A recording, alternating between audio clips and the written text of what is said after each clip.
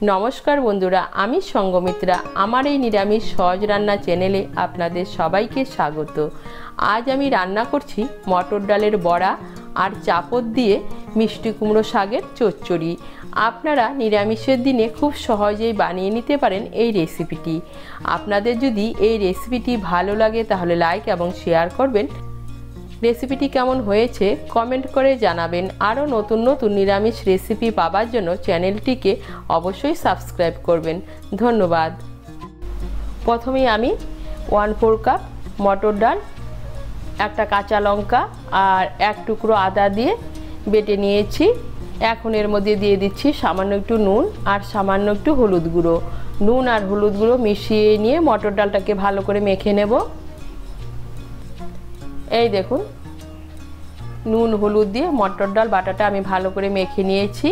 এখন আমি মটর ডাল বাটাটা হাফ দিয়ে বড়া ভেজে নেব আর হাফ মটর ডাল বাটা দিয়ে আমি চাপড় বানিয়ে নেব। প্রথমে আমি চাপড়টা ভেজে নেব। তার জন্য কড়াইতে দিয়ে দিচ্ছি সামান্য একটু সর্ষের তেল। তেলটাকে গরম করে নেব। তেলটাকে গরম করে নিয়েছি। এখন এর মধ্যে দিয়ে দিচ্ছি হাফ মটর ডাল বাটা। মটর ডাল বাটাটাকে মিশিয়ে নেব। মিশিয়ে নিয়ে ভালো করে ভেজে নেব।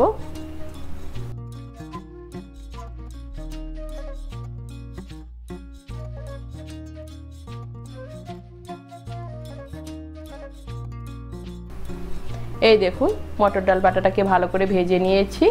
এখন আমি এটাকে তুলে নিচ্ছি। কড়াইতে দিয়ে দিচ্ছি আরও অল্প সর্ষের তেল। এর মধ্যে আমি হাফ মটর ডাল বাটার থেকে ছোট ছোট বড়া ভেজে নেব।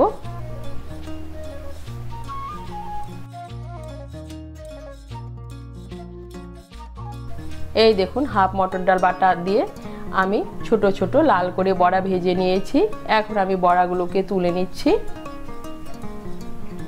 বড়া ভাজার পর কড়াইতে যে তেল আছে এই তেলেই রান্নাটা করব।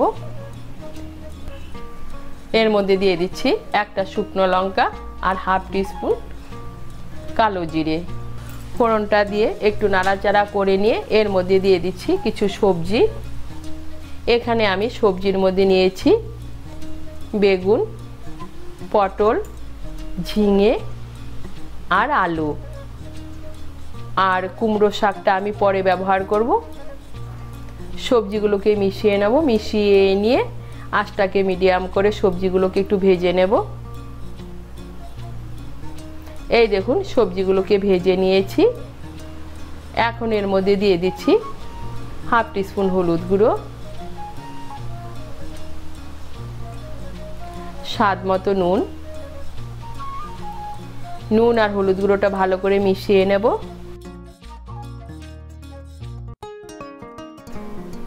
নুন হলুদ মিশিয়ে নিয়ে সবজিগুলোকে আর একটু ভেজে নিয়েছি। এখন এর মধ্যে দিয়ে দিচ্ছি কেটে রাখা কুমড়ো শাক।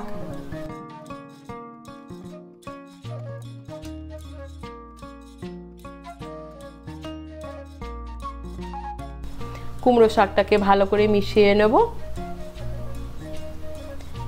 মিশিয়ে নিয়েছি। এখন এর মধ্যে দিয়ে দিচ্ছি চিড়ে রাখা 4টে কাঁচা লঙ্কা। মিশিয়ে নেব। মিশিয়ে নিয়ে আঁচটাকে মিডিয়াম করে 3-4 মিনিটের জন্য ঢেকে দেব। আঁচটাকে মিডিয়াম করে 3-4 মিনিটের জন্য ঢেকে দিয়েছিলাম। এই দেখুন সবজিগুলো একদম মজে গিয়েছে আর সবজিগুলো সেদ্ধ হয়ে গিয়েছে। এর মধ্যে আমি আলাদা করে কোনো জল ব্যবহার করব না। সবজির থেকে যে জল বেরোবে সেই জলেই সবজিগুলো সেদ্ধ হবে। এখন একটু নাড়াচাড়া করে নেব। একটু নাড়াচাড়া করে নিয়েছি। এখন এর মধ্যে দিয়ে দিচ্ছি ভেজে রাখা ডালের বড়া আর দিয়ে দিচ্ছি স্বাদ মতো চিনি। চিনিটা অপশনাল, আপনারা যদি পছন্দ না করে না দিলেও চলবে, কিন্তু নিরামিষ রান্নায় একটু চিনি দিলে খেতে ভালো লাগে। ডালের বড়া আর চিনিটাকে মিশিয়ে নেব। মিশিয়ে নিয়ে আঁচটাকে মিডিয়াম করে আবার 2 মিনিটের জন্য ঢেকে দেব।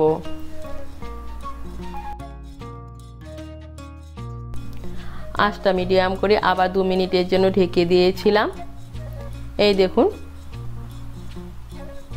বড়াগুলো নরম হয়ে গিয়েছে আর সবজির থেকে যে জল বেরিয়েছিল সেই জলটাও শুকিয়ে গিয়েছে। এখন একটু নাড়াচাড়া করে নিয়ে আমি যে বাকি মটর ডালটা ভেজে রেখে দিয়েছিলাম সেই মটর ডাল ভাজা এর মধ্যে দিয়ে দিচ্ছি। মটর ডাল ভাজা বা চাপড়টাকে ভালো করে মিশিয়ে নেব। মিশিয়ে নিলেই তৈরি মটর ডালের বড়া আর চাপড় দিয়ে কুমড়ো শাকের চচ্চড়ি। আপনারা নিরামিষের দিনে এইভাবে মটর ডালের বড়া আর চাপড় দিয়ে কুমড়ো শাক বানিয়ে খেয়ে দেখবেন, গরম ভাতে খেতে কিন্তু অসাধারণ লাগে। এই দেখুন চাপড়টাকে ভালো করে মিশিয়ে নিয়েছি আর তৈরি হয়ে গেল মটর ডালের বড়া আর চাপড় দিয়ে কুমড়ো শাকের চচ্চড়ি।